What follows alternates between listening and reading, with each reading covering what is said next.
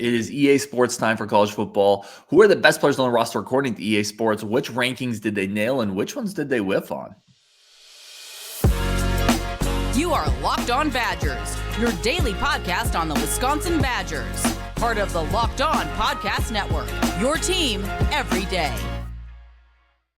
What is up, Badger fans? Welcome to Locked On Badgers. I'm your host, Ryan Harings, part of the Locked On Podcast Network, your team every single day.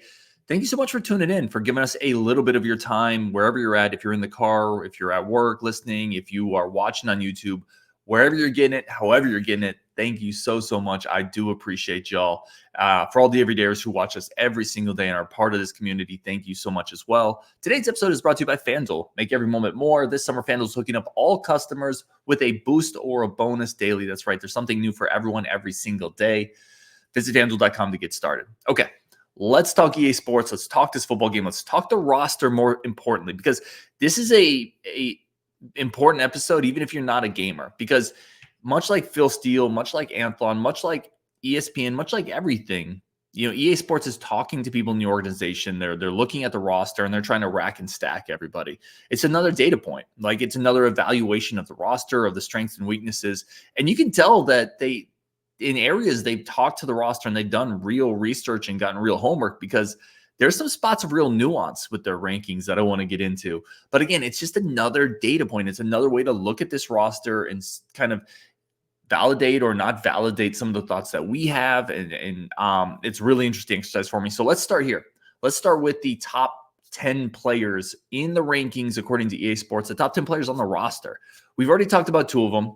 Hunter Wohler and Ricardo Hallman. We talked about that previously. Those two were already released. Ricardo Hallman is the highest ranked player on the roster, coming in at 91. Hunter Wohler is a 90. I would have flipped those. I think Hunter Wohler is the best player on the team, but I love Rico. Both of those players are very deserving of 90s. I think Wohler's probably like a 92, 93. I think he's a stud. But there's your top two. And then it starts to get interesting. Tied for third on the roster, Riley Mahlman, Jack Nelson are both 87s. Then you have Will Pauling, it's an 86. Jake Renfro, an 85. John Pius, 84. Ches Moosey, 84. And then Joe Brunner is also an 84. So there's your top 10. Following up from that top 10 is Tyler Van Dyke, Daryl Peterson, Joe Huber, and RJ Delancey, who are all 83s. What's interesting to me here is let's start with the offensive line. So you have Jack Nelson, Mahlman, Huber, Renfro, and Brunner. If you're counting the honorable mentions here, all represented, all five of them. We talked about this a little bit on the show. I think the offensive line, barring injury, and every unit can say that, but Wisconsin's offensive line to me is especially thin. Although beefing up with Leighton, with Okla, they were able to add some depth in the portal. Kevin Heywood coming in and looking like he could potentially be a serviceable depth piece as a true freshman is incredible. So there is actually some depth there. It's not great. But it's not barren. It's not a wasteland. They'll be okay, but they can't survive multiple injuries. However, if this offensive line can stay relatively healthy, I think it's going to be really good. I've talked about it. I think Nelson, multiple times I've talked about Riley Mahlman, who I think is underrated. Nelson, who I think is going to have a bounce back year. Renfro is going to be a really good player as long as he can stay healthy. Joe Brunner was a 4-star prep guy. Joe Huber is a player this coaching staff brought over. This offensive line could be really low-key, top 4-ish in the Big Ten. They could have, out of that starting 5, who gets drafted? I think Nelson could get drafted. I think Riley Mahlman will get drafted. Joe Brunner definitely has that type of upside. Renfro, if he stays healthy, will get drafted. It'll be towards the end of the draft because of the injury history, because he's a center. I don't know about Huber. I don't know if Huber's that type of guy. But conceivably, you have 4 guys here who can get drafted. And if Huber puts another year of film up, and now he's shown versatility across the offensive line, he's another guy who could get drafted. I think EA Sports nailed it with this rankings. Who's not in the top 10 that should have been there? I'll tell you, Jaheim Thomas, man. They did Jaheim Thomas dirty. Jaheim Thomas was like an 82, 81. He's led Arkansas in tackles last year. Very athletic, viper quick. He misses some tackles. He's not the prototype size in spots, but I think he's a guy that EA Sports, I think, missed on. A couple other players. Here's my three that I think, aside from Jaheim Thomas, who they did that dude dirty. Jaheim Thomas, man, he's one of the best defensive players in the SEC. He could have gone a lot of places. Definitely a guy that could have stayed at Arkansas. Yeah, he's underrated in this game. But Leon Lowry, they gave him a 72. My dude Leon Lowry is probably going to be a starter this year. Played a ton for Syracuse. Athletic, long, talented player.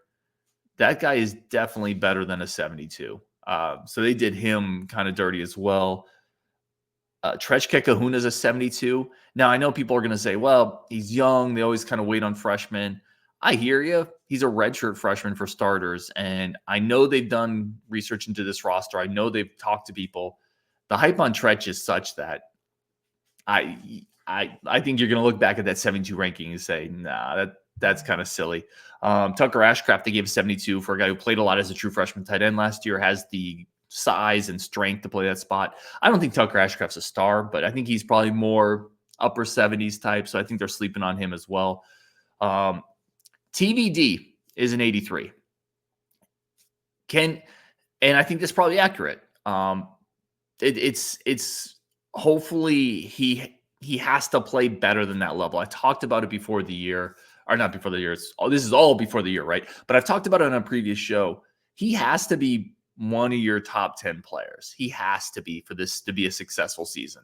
He doesn't have to be your top 5 player. He doesn't have to be your best player, but your quarterback can't be like your 12th or 13th best player unless you just have an absolute pressure cooker of a defense, right? Or unless you have Adrian Peterson or Melvin Gordon lining up at running back, or Jonathan Taylor, unless you have Megatron at receiver, unless you have a generational talent somewhere, or your defense is just incredibly salty, your quarterback has to be good.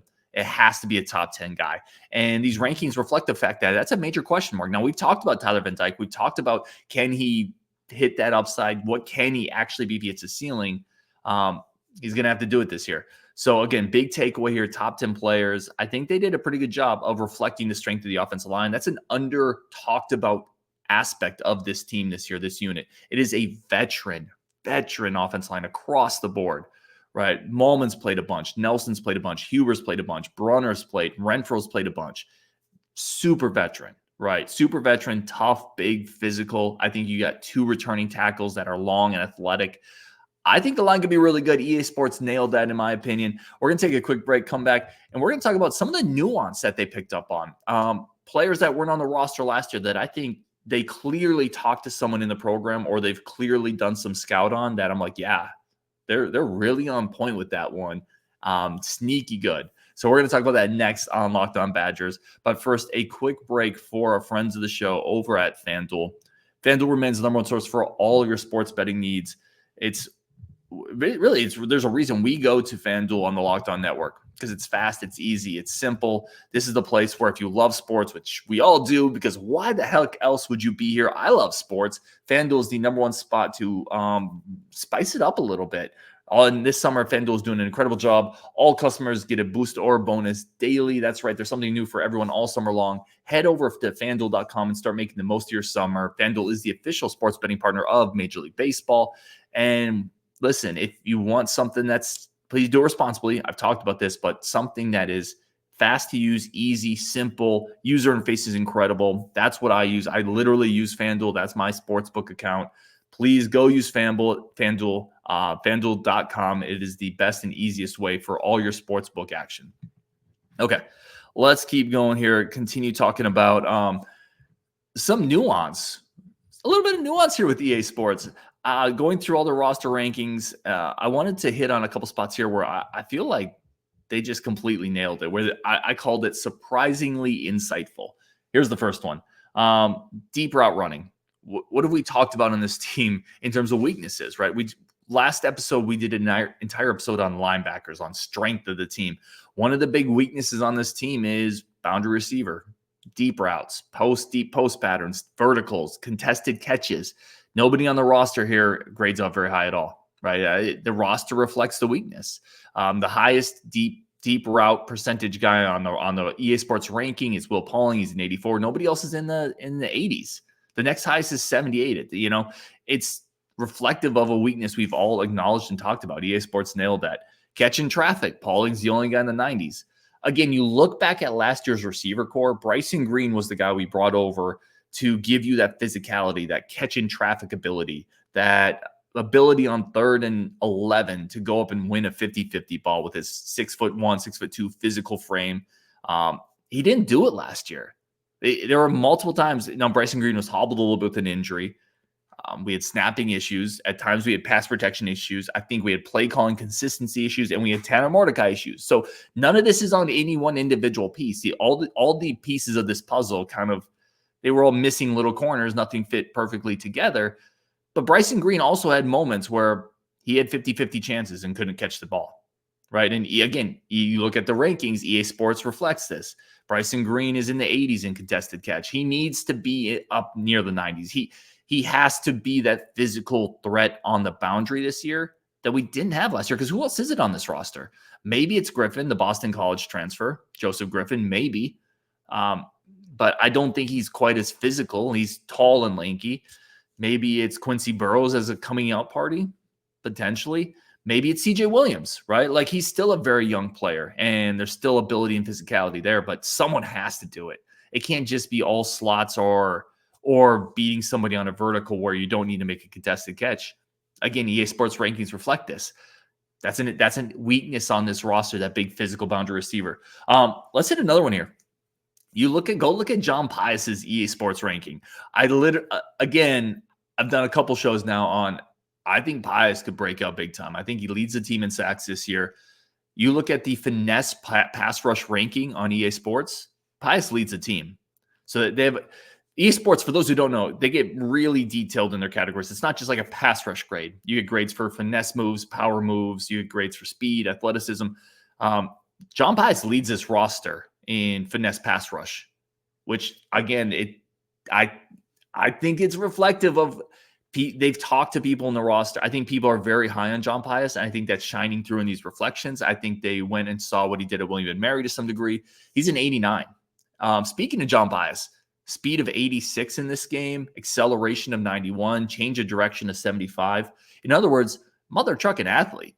Like, this dude is a major athlete, and even coming from FCS level last year, William & Mary last year, the secret's out. Like, this guy, again, this is where EA Sports and the people developing this game and the people helping to come up with these rankings, it's not perfect.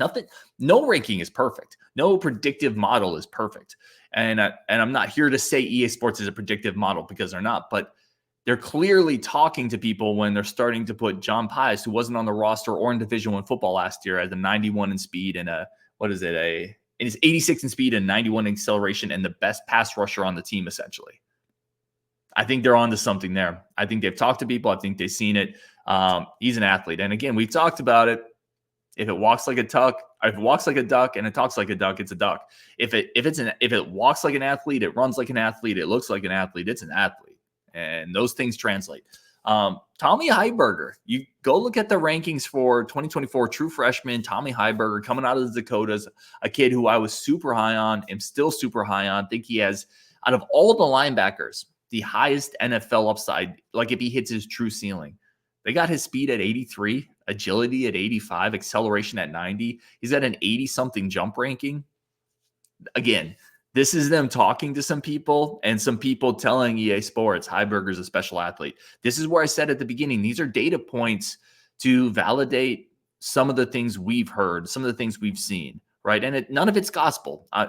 Don't take from this show that, hey, EA Sports said this, so it's a data point. And the more data points you get, the better, right? But EA Sports isn't just randomly looking at some freshman they've never heard of named Tommy Heiberger and saying, we're going to give him an 85 jump and a 90 acceleration.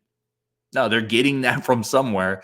And that should be super encouraging to Badger fans who are high on Tommy Heiberger, who are high on the athleticism in the linebacker room. Again, there's nuance here to what EA Sports has done. They're clearly talking to some people. That's the last time I'm going to try to use the word nuance, I promise. Pass blocking. Who is second up? If you haven't seen it, I'm going to give you a second. Who do you think is second on the team in pass blocking grade? Overall pass blocking grade. And again, they break it down into more individual categories, but overall, second on the team is Kevin Heywood at 87. Another validating point, right? What have we heard about Kevin Heywood literally since he stepped foot in the door? What have we heard about him since before he got in there? You remember the All-American performance where he's just ragdolling blue chip prep defensive linemen and then standing over them like what? I'm Kevin Heywood. You got nothing on me. Kevin Heywood, from the moment he got here, has exceeded already high expectations. He looks like a future all-conference, top 3-round type NFL draft pick left tackle. And EA Sports is like, yeah, we're going to give him the second best pass blocking grade on the team right now. There's something there. There's something there, Badger fans. Another one that I think is well done from EA Sports, run blocking leader Riley Mahlman at 89. Underrated player. You look at Pro Football Focus, again, not a perfect metric, but again, a data point. You look at Pro Football Focus, Riley Mahlman was the best offensive lineman on the team last year, and it feels like he doesn't get talked about, and I don't really know why. Like, the film's pretty good, athletic, former 4-star player, so the recruiting pedigree is there. Massive size, right? Like, long arms, about 6'8", 6'7", 6'8", big body, big frame, long arms, good film. Metrics say he's good. EA Sports says he's good. He's probably good. Here's another one. This one I found super interesting. I love what they did with their toughness ranking. And I can't help but think there's a little research into this. The top 3 guys in toughness on the team. Number 1, Joe Brunner, in-state Wisconsin kid, going to play guard. I've heard nothing but good things about his work ethic and his drive and his ability. Number 2, they have Jake Renfro at 92. 100%. 100%.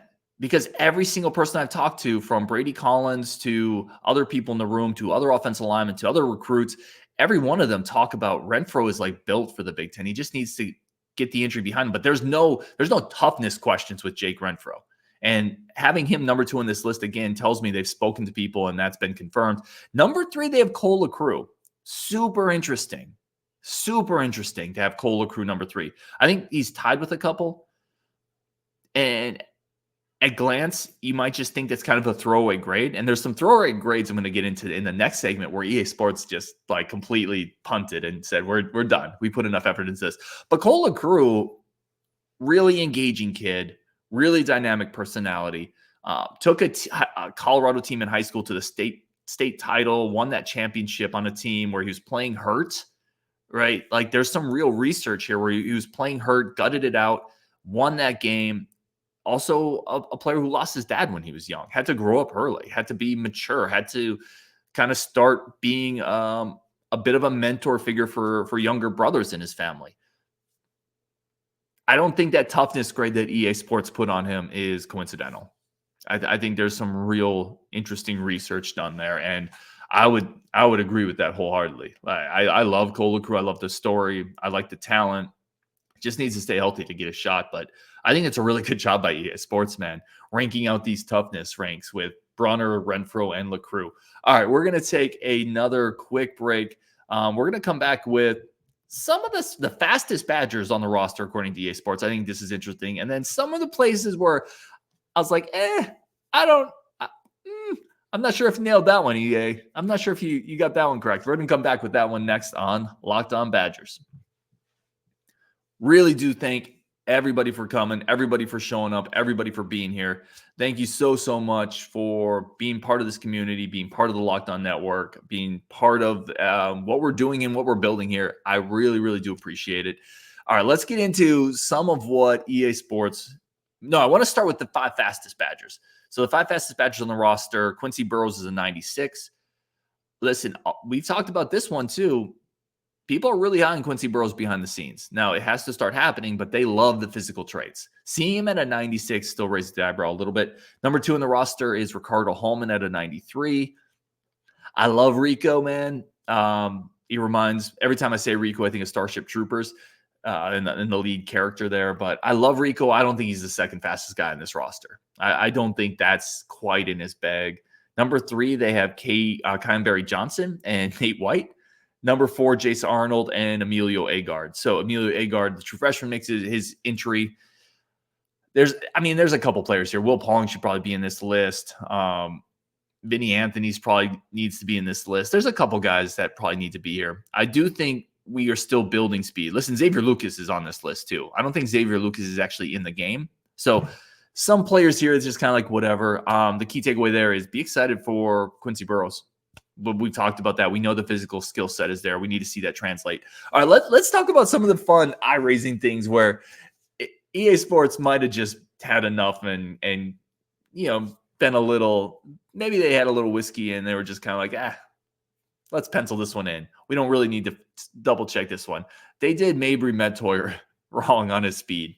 They gave Mabry a 71, which is like they gave Braden Locke like a 78. I'm telling you right now, Mabry Medtoyer is not slower than Braden Locke. Love B-Locke. But yeah, that speed ranking is going to go up for Mabry over the course of his career. I can tell you that. Grant Steck, the big physical 265-pound freshman tight end coming in with a lower strength rating than Rob Booker is interesting. Just slightly lower, but that one I looked at, I was like, I don't know about it. A little interesting there. I'll tell you right now, Grant Steck is stronger than Rob Booker. No disrespect to Rob Booker. Rob Booker's faster. Grant Steck's stronger. Grant Steck is country strong. He's the guy I'm calling to move my piano when I'm moving out of a place. Rob Booker's the guy I'm calling, to move my pillows. I don't know. That sounds terrible. Rob Booker's a hell of an athlete that I could never be. I'm not trying to take shots. Grant Steck is stronger. Next one here. This category is super fun. Not fun at all. They have an injury category, right? Like your ability, your resistance to injury, whatever you would do.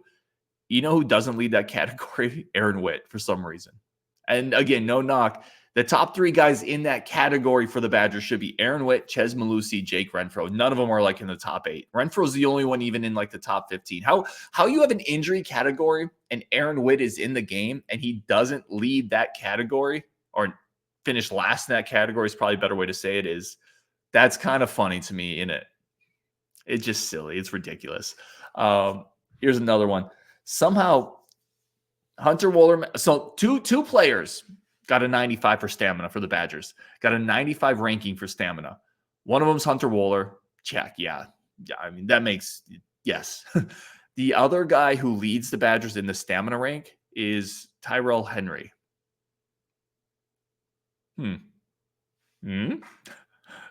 Sure, I guess. Tyrell Henry and Hunter Wohler pace the Badgers in the stamina ranking at 95. CJ Williams has a 95 return grade. Sure, I guess. Listen, and some of this we're just having fun with at this point. Like, it's incredibly hard to rank every single player on every single roster in college football. But, for the diehards out there, some of it's just kind of fun to look through. RJ Delancey leads the team in man coverage. That should be Rico. I mean, Rico's right behind him, but that should be Rico. And then I always find the little throwaway grades funny because they grade for those who don't play this game, they grade every player in every category regardless of position. So, for example, cornerbacks still get graded on run blocking, throw power, throw accuracy, et cetera, et cetera. They give Ricardo Hallman a throwing power grade of 15. Just like this, they give him this randomly terrible grade, whereas like Emilio Agard has a 35 throw power. Like RJ Delancey has like a 40 throw power. Rico has a 15. That's like the arm of a five-year-old like kindergartner. Like it's just a throwaway grade. I just find it interesting and funny. Anyway, that is the EA Sports Show. I am so excited for college football. Again, I think there is some meat in the rankings that EA Sports does. They definitely talk to people. They definitely do research. You can see that in the Heiberger rankings, the offensive line hype. You can see that in zone coverage rankings for Ricardo Hallman. You can see that in some of Will Pauling's numbers. You can definitely see that in John Pius's numbers. So it's interesting to look at. It's a lot of fun to play on Wisconsin. Go check out Locked On Packers, Locked On Brewers, Locked On Bucks. Get another dose of this great Locked On network. Make that your second listen of the day after this one. We will definitely talk tomorrow. A couple really good shows coming up this week. We got Mason Posa. We got Brian coming back on to talk about Hardy Watts. A couple other guys. I think we might have Cameron Hunter, hopefully, or hopefully Cameron Hunter potentially come up as well. So lots coming up on Locked On Badgers on Wisconsin. Let's talk later.